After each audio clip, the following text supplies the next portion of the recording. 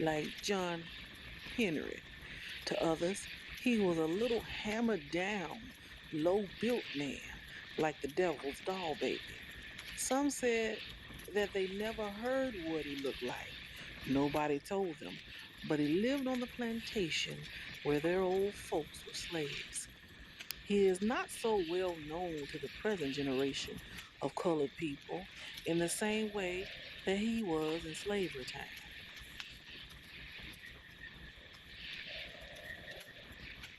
How John the Conqueror went back to Africa, but he left his power here and placed his American dwelling in the root of a certain plant. Possess that root, and he can be summoned at any time. Of course, High John the Conqueror got plenty power. Aunt Shady Ann Sutton bristled at me when I asked her about him. She took her pipe out of her mouth and stared at me out of her deeply wrinkled face.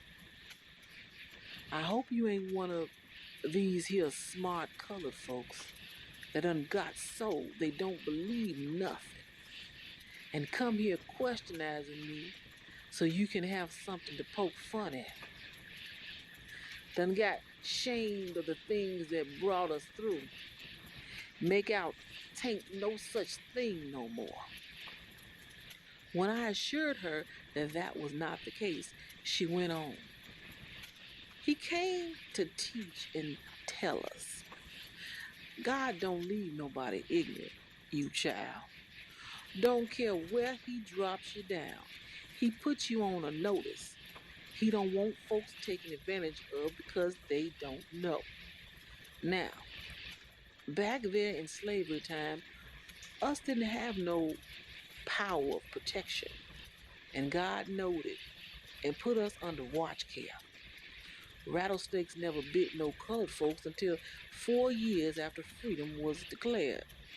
That was to give us time to learn and to know. Of course, I don't know nothing about slavery personal life. I wasn't born till 2 years after the big surrender. Then I wasn't nothing but an infant baby when I was born, so I couldn't know nothing but what they told me. My mama told me, and I know she wouldn't mislead me, how High John the Conqueror helped us out.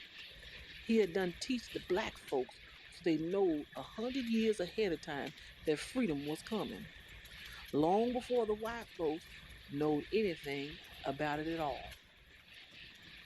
These young Negroes read their books and talk about the war freeing the Negroes.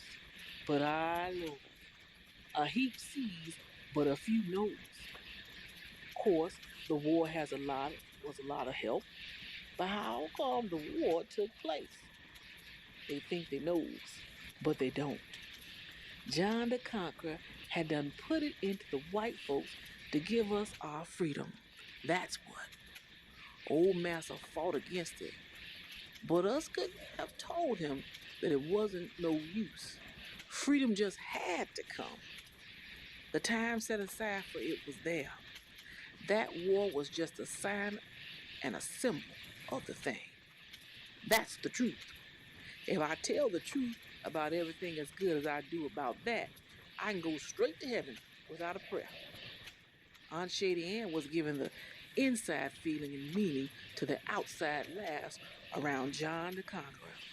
He romps, he clowns, and looks ridiculous. But if you will, you can read something deeper behind it all.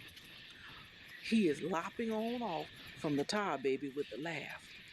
Take, for instance, those words he had with old Massa about stealing pigs.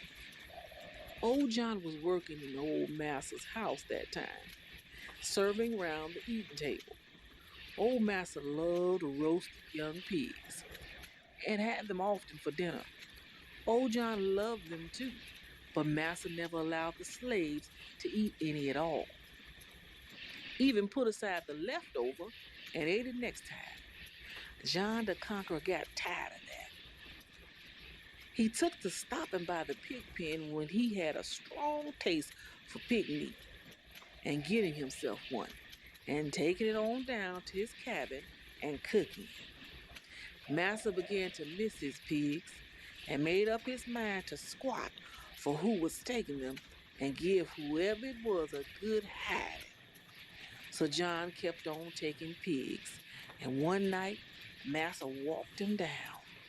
He stood out there in the dark and saw John kill the pig and went on back to the big house and waited till he figured John had it dressed and cooking. Then he went on down to the quarters and knocked on John's door. "Who that?" John called out, big and bold, because he never dreamed that it was Massa rapping. "It's me, John," Massa told him. "I want to come in." "What you want, Massa? I'm coming right out." "You don't need to do that, John. I want to come in." "No, no, Massa. You don't want to come into an old slave cabin. You's too fine a man for that. It would hurt my feelings to see you in a place like this here one. I tell you I want to come in, John." So John had to open the door and let Massa in. John had seasoned that pig down, and it was stinking pretty. John knowed old Massa couldn't help but smell it. Massa talked on about the crops and hound dogs and one thing and another, and the pot with the pig in it was hanging over the fire in the chimney and kicking up. The smell got better and better. Way after a while, when the pig had done simmered down to a low gravy, Massa said, "John, what's that you cooking in that pot?" "Nothing but a little old Weasley possum, Massa. Sickliest little old possum I ever did see. But I thought I'd cook 'em anyway." "Get a plate and give me some of it, John. I'm hungry." "Oh, no, Massa. You ain't hungry." "Now, John, I don't mean to argue with you another minute. You give me some of that in that pot, or I mean to have the hide off your back tomorrow morning. Give it to me." So John got up and went and got a plate and a fork and went to the pot. He lifted the lid and looked at Massa and told him, "Well, Massa, I put this in here a possum, but if it comes out a pig, it ain't no fault of mine."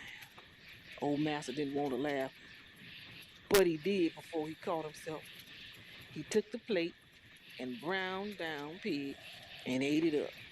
He never said nothing, but he gave John and all the other house servants roast pig at the big house after that.